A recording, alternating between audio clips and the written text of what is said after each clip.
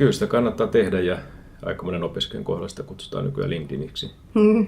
Sen niin kuin updateaamisesta, päivittämisestä on usein kyse. Mutta esimerkiksi meillä on paljon urheilijoita, meillä on paljon partiolaisia, meillä on paljon tuutoreita, opiskelijatuutoreita, oppilaskuntatyössä mukana olleita lukiossa täällä meillä Haaka-Eliassa. Että se osaaminen voi ja monella koostuukin niin kuin eri elämänalueilta tulleesta osaamisesta. Tuommoinen portfolion kerryttäminen, niin se on hyvä idea kyllä. Ja just niitä niin kuin opinnoissa tai työelämässä ja muualla elämänsaroilla tehdyillä niin kuin työnäytteillä ikään kuin, niin niillä on oma arvonsa, kun laitetaan hakemaan töitä. Ja niitä kannattaa taltioida ja tuoda sitten vaikka netissä niin kuin fiksusti esille.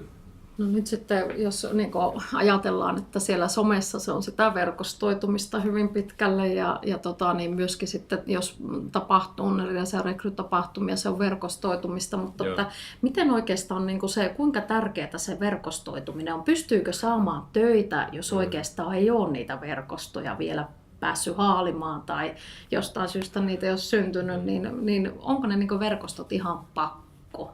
Ja miten niitä pystyisi sitten saamaan? No monen nuoren opiskelijoilla tietysti fakta, että ei ole hirveätä verkostoa vielä, mutta siitä ei kannata ottaa paineita, että LinkedInistä aloittaisin kyllä niin kuin jälleen kerran useimpien koulutusohjelmien opiskelijan kohdalla aloittaisin LinkedInistä sitä verkostoa. Ja sitten kävisin tietysti rekrytapahtumissa, verkostoitumistapahtumissa, alumnitapahtumissa, jos sinne voi ja kun opiskelijat voi osallistua koulutustapahtumissa myös talon oman niin oppilaitoksen ulkopuolella tarkoitan, niin kyllä se on entistä enemmän, että tämä vanha Amerikan sanonta, että it's not what you know, it's who you know.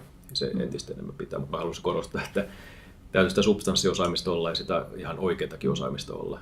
Ja sitten tätä fiksua vastavuoroista verkottumista, että kyllä se merkitys on erittäin suuri.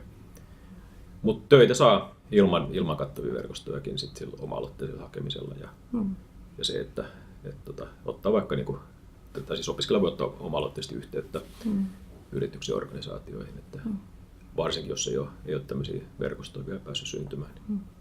Tämähän vaatii niinku rohkeutta kyllä niinku tavallaan tietyssä, mutta monessakin kyllä. mielessä. Että Joo, oma-aloitteisuutta, aktiivisuutta ja semmoista niinku, ehkä sitä, tai halusin sitä korostaa, että semmoinen niinku massapostitus ei oikein toimi. Että se pitäisi olla niinku aina kohdennettua, räätälöityy, jos lähtee esimerkiksi itse ottaa yhteyttä yrityksiin. Niin, et vaikka niin kuin vinkkinä, että hakemuksen heti siihen alkuun, niin kannattaa laittaa, että miksi olen hakemassa teille.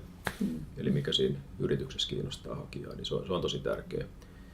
Et jos miettii niin kuin vähän virheitä, niin tavallaan hakemuksen virheessä on, että se on liian yleisluontoinen, että se alkaa esimerkiksi heti, että olen X-vuotias haakeleinen HR-opiskelija. Että siinä niin lukijan rekrytoinnin näkökulmasta siinä ei mitään kohdennettu, se ei mitään kiinnostavaa silloin, koska liian moni aloittaa, että olen X-vuotias se ja se, vaan se, että haen teille koska, vaikka olen seurannut teidän, viimeiset 2 kuukautta olen seurannut teidän artikkeleita LinkedInissä, erittäin ajankohtaisia, ja sitten se voi tehdä yhden noston.